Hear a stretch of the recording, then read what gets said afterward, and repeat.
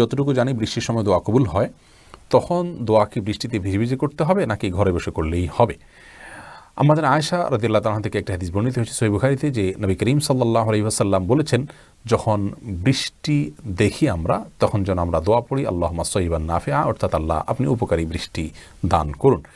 এবং দোয়া কবুলের যে সময়গুলোর কথা নবী সাল্লাল্লাহু আলাইহি ওয়াসাল্লাম বলেছেন, তার মধ্যে থেকে বৃষ্টি যখন পড়ে ওই সময়টা একটি, যে সময় দোয়া কবুল হয়।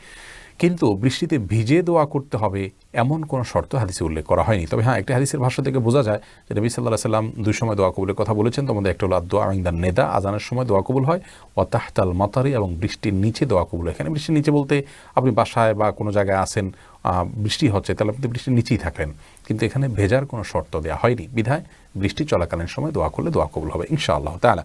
তবে বৃষ্টিতে ভেজা এটা আলাদা একটি ফজিলতপূর্ণ কাজ, যেটি বিভিন্ন হাদিসে এসেছে।